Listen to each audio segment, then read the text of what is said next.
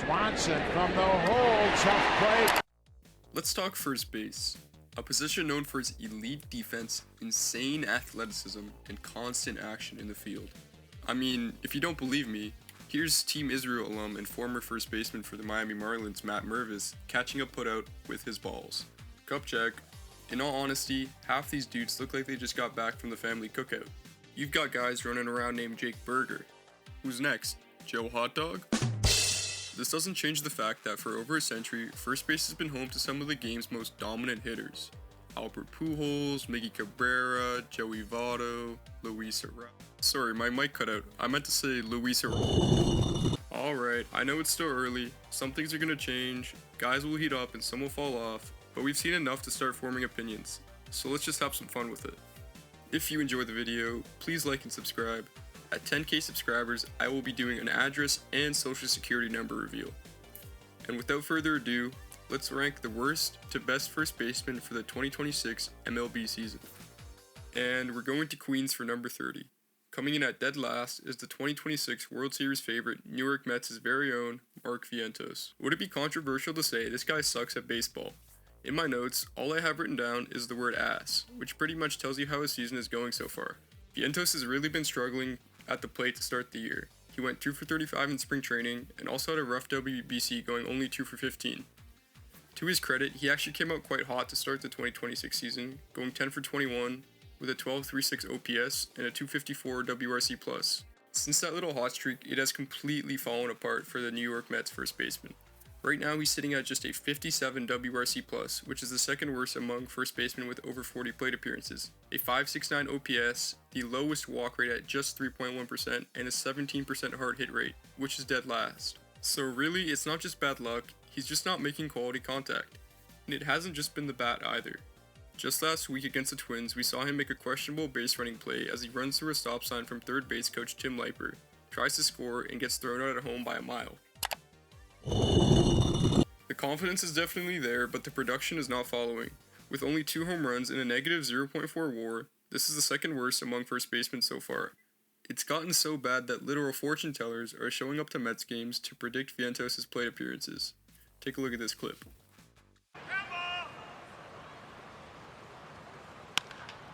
On the ground to second. 1, 2. Like, who is that guy? And did Vientos just ground out to Luis? I mean, you really gotta feel sympathetic for the New York Mets this season. They're 10-19 so far, just got swept by the Colorado Rockies, and they have an electrician playing first base. I'm sorry to all the Vientos believers, but this might be raps.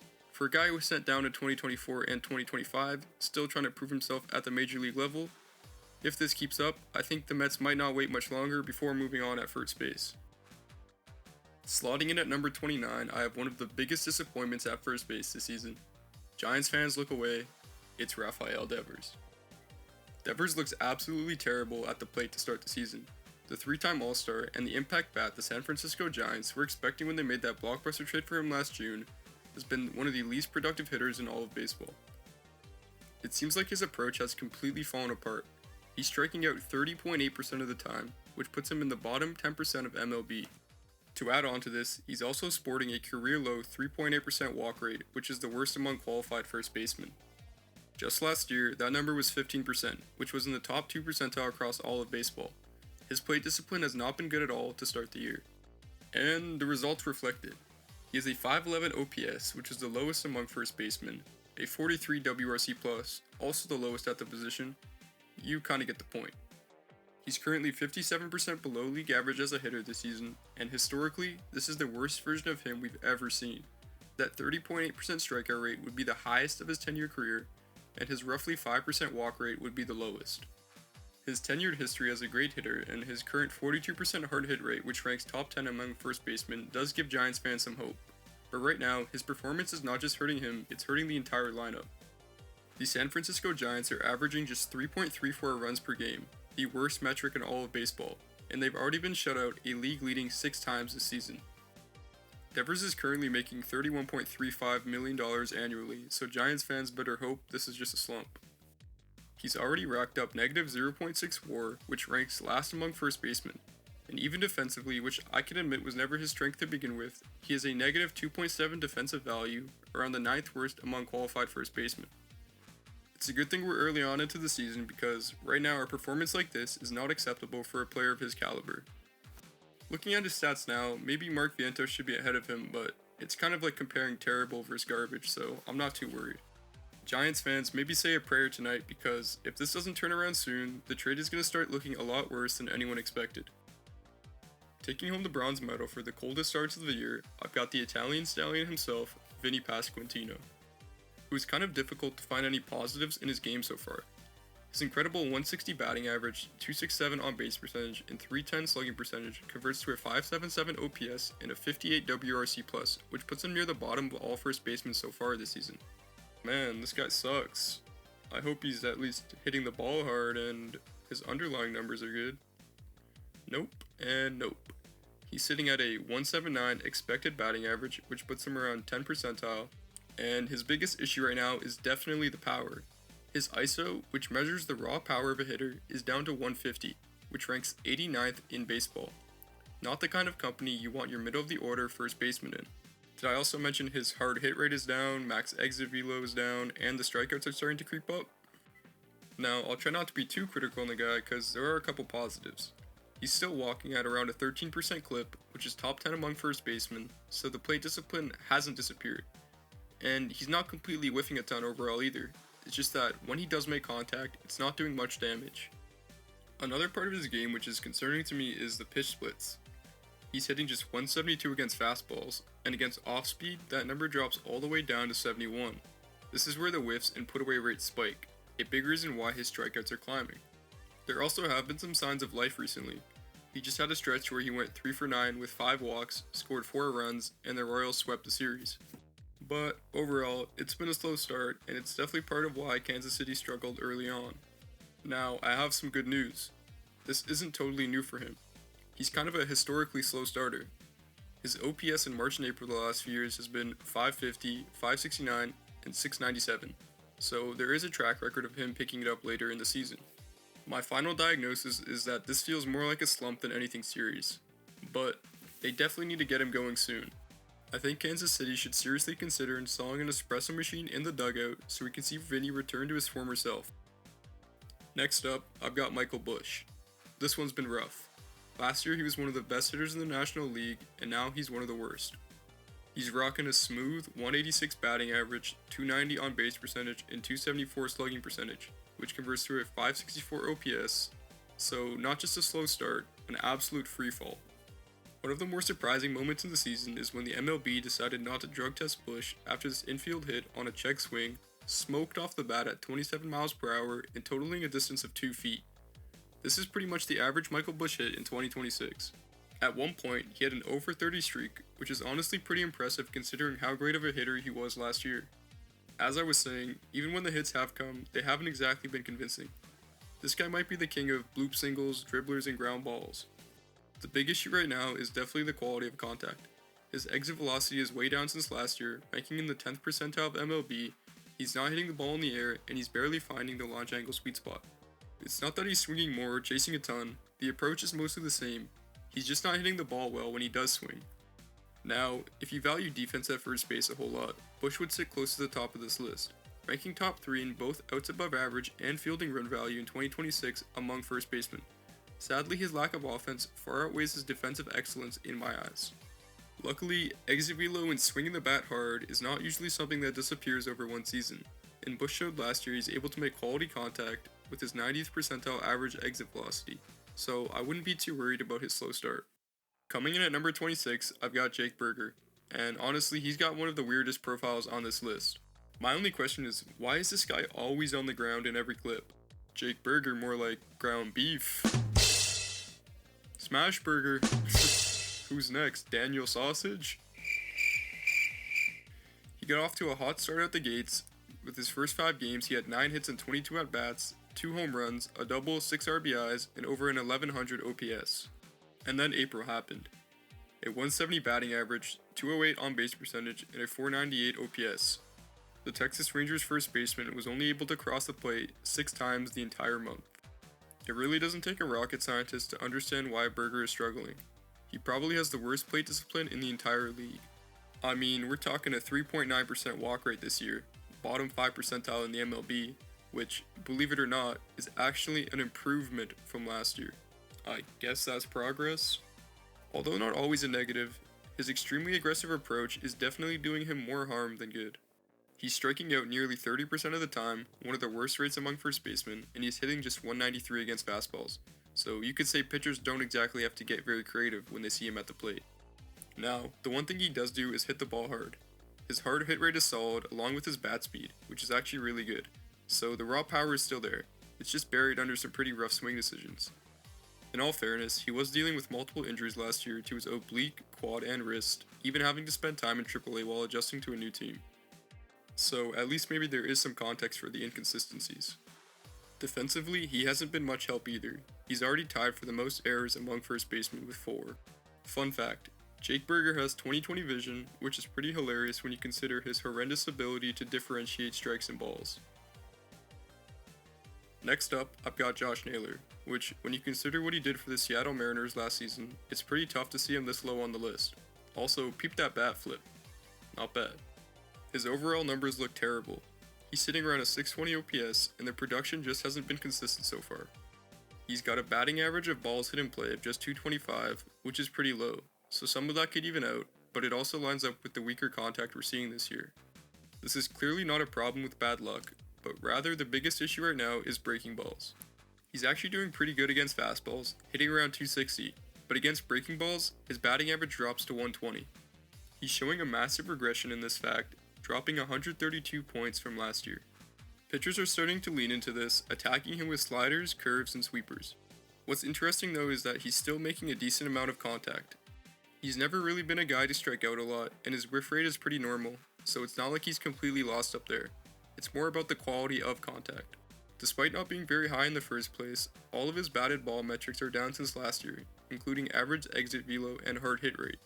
When he does get into one, it looks pretty good, it's just not happening consistently. There are still a few positives in his game though. He's already got 4 stolen bases, which is actually second among first basemen, so he's still bringing some energy on the base path, which is encouraging. Although it hasn't been a great start to the year at all, if he starts handling breaking balls a little better and a few more hits start falling, he could turn this around pretty quickly. At number 24, I've got Rhys Hoskins, and the whole situation in Cleveland has been kind of underwhelming to say the least. For the second straight year, they're basically running a platoon at first base, and also for the second straight year, they're not getting much out of it. Between Hoskins and Manzardo, it's like putting 1/16 of Shohei out at bat. Hoskins himself has been okay in flashes, but overall, not much impact nor production. He is actually hitting the ball quite hard this year, with already 5 doubles when starting at first base. This one would have even been a home run in one of 30 ballparks, but I won't say which one.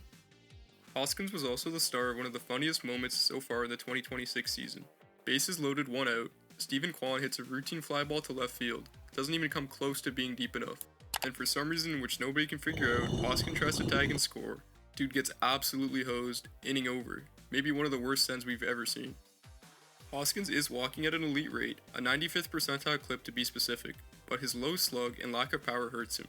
He might still get some run against lefties and mix in at DH, but he just needs more results for Cleveland to feel good about his future. Now, Luis Garcia Jr. is kind of an interesting one, because he's still just 25, but it feels like he's been around forever. So far this season, it's been pretty underwhelming. He's sitting at around a 673 OPS, which is bottom 10 among first basemen, and an 85 WRC+, so overall, he's been below league average at the plate. Only 1 home run so far, and not a ton of impact when he's putting the ball in play leaves the Nationals with some desire for production from the young man. His underlying profile is actually quite solid. Exit velocity is pretty strong, along with hard hit rate and bat speed, so there is some quality contact in there. But it's paired with some real issues. He's chasing a lot and not walking at all, only at around a 3 to 4% walk rate. So it's kind of this mix of solid contact with a really inconsistent approach. Yet, when you look at his overall value, he's actually sitting at a negative WAR right now, which is seemingly pretty difficult at the position as only 7 qualified first basemen fit this bill. You can definitely see the tools he possesses, but it just hasn't come together yet for the Washington Nationals first baseman. Nolan Schanuel, the king of the ground ball double play. Double play. Turn So two. he's out. It's on a double play to win the ball. Now this is a guy you don't want to see at the plate when there's runners on first. Schanuel's already grounded out into a double play 8 times this year, which is league leading. Unrelated, he kinda looks like he's high in every picture. But in all seriousness, his profile doesn't actually look too terrible. He's hitting around 240 with a 670 OPS. He shares a quality with a lot of first basemen around this range. There's simply just no power. He's still basically a contact first hitter, and that hasn't really changed since he got called up. He's always had a patient approach, he'll take his walks and work counts, but the trade-off is the contact just isn't doing much damage. His average exit velocity, barrel rate, hard hit rate, and bat speed are all towards the bottom tier of MLB. Coming into the league, there was some thought that the power would develop over time, but now we're in a few years and it really hasn't shown up. Now, to be completely fair, he is still young, only 24 years old, so there is still time, and the plate discipline is still a real skill. But right now, it's kind of a one-trick profile, and at this position, it's just not enough to be that one-dimensional. Mets fans, try not to look too happy. At number 21, I've got Pete Alonso. When you look at the results for the 2026 season, they're not great, but when you actually look at how he's hitting the ball, it's a completely different story. He's running a really low BABIP, around only 205, which is the worst among first basemen, and that's a big reason why the overall numbers look down. Now, of course it's possible we're beginning to see some regression from the 31-year-old vet, which is completely normal, but right now, his advanced numbers don't point to this quite yet. He's top tier in basically every batted ball metric, hard hit rate, exit velocity, barrel rate, we're talking like 90th percentile across the board.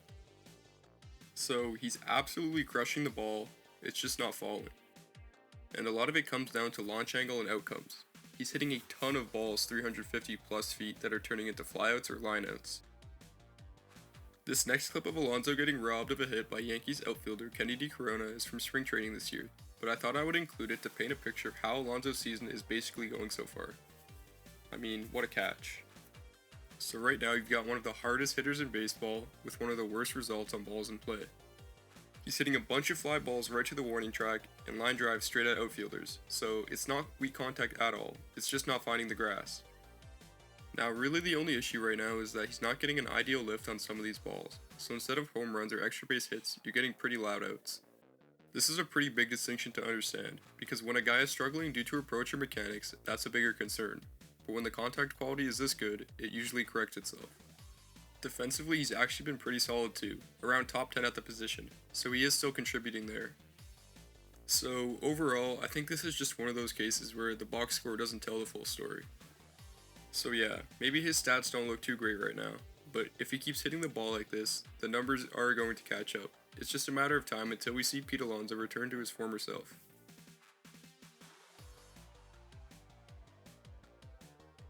Now, if you don't watch a lot of Marlins baseball, you might not know this next guy, but at number 20, I've got Connor Norby. I'll be honest, his numbers don't look great. He's sitting around a 205 expected batting average, that's bottom 10% of the league, and the contact quality isn't very strong either. Hard hit rate is down near the bottom among first basemen, exit velocity is below average, bat speed's low, so from a pure hitting profile standpoint, this is pretty limited right now. He's also striking out around 29% of the time, which is among the worst at the position. At the same time though, the actual production hasn't been terrible. He's sitting around a 108 WRC+, which is basically middle of the pack for first baseman. And part of that comes from the approach. He's walking at a solid rate, around 12%, so at least he's giving himself a chance to get on base. And defensively, this is where he really helps himself. He's been one of the better defensive first basemen so far, around top 10 at the position, which is especially impressive when you consider he didn't even really play first base until this year.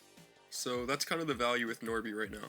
The plate approach shows some real patience, and there are at least flashes of power, and you can definitely see why the Marlins are optimistic.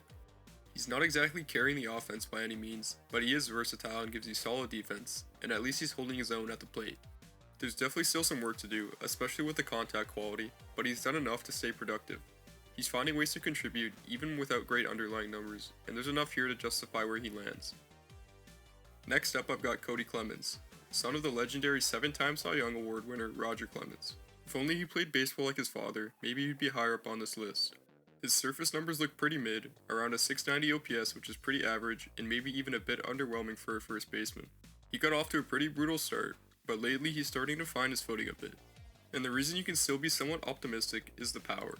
He's barreling the ball around 15% of the time, which is 90th percentile in the MLB. His exit velocity is up in the 80th percentile, and his launch angle sweet spot is basically elite.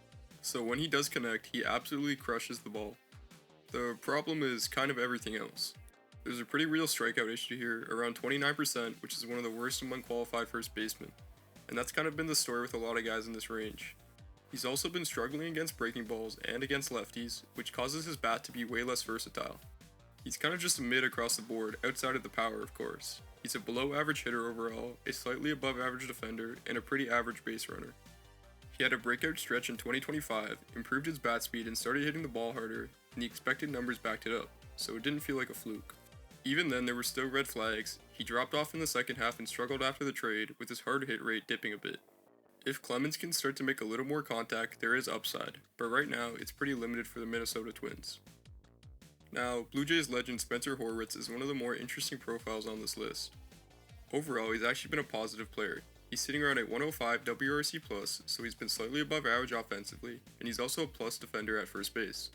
He's got 4 defensive runs saved, that's top 3 among first basemen, and overall defensive value near the top 5 at the position, so he's definitely helping you there. At the plate, the biggest strength is definitely the approach. He's walking at around a 17% rate, which is 90th percentile in the MLB. His strikeout rate is also really low too, around 13%, which is near the top of the position. So the plate discipline is borderline elite. He sees the ball extremely well. The issue is, he just doesn't hit the ball hard. His average exit velocity is around 85 miles per hour, which is bottom 10 percentile in the league.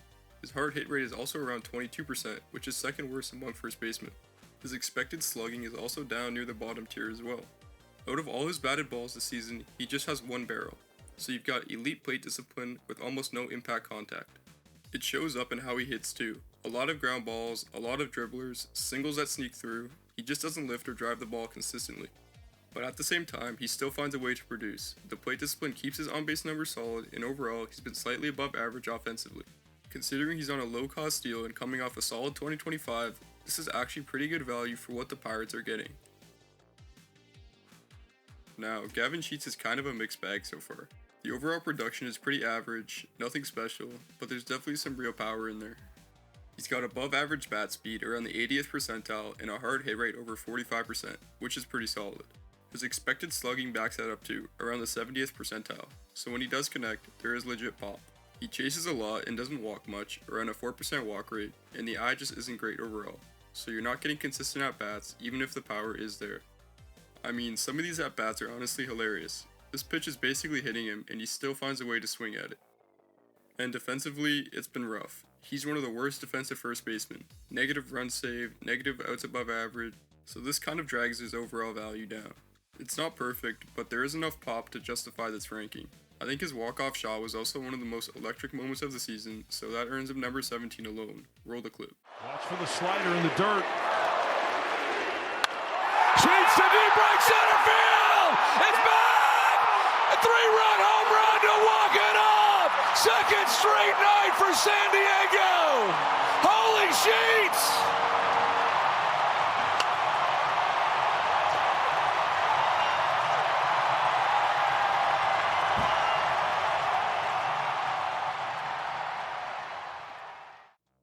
Rounding off the first tier at number 16, I've got TJ Rumfield.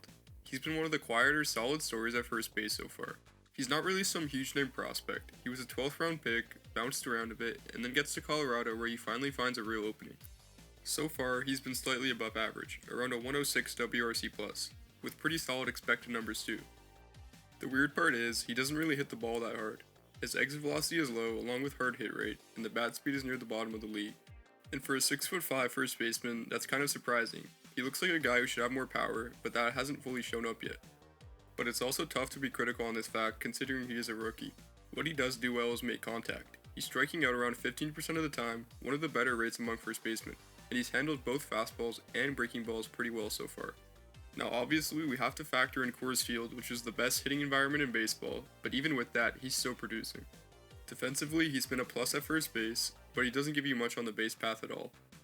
The bigger thing with Rumfield is that he's a good example of how quality at bats get noticed. It's not just gaudy minor league numbers. If you control the zone and put together competitive plate appearances, teams will notice that. So no, he's not quite a star just yet, but I think everybody should be pretty big on this guy. He's young, he fits the frame, he plays good defense, and right now he's doing enough to stick. And for where he is right now, that'll do. Let me know who I got wrong. Next up, the top 15.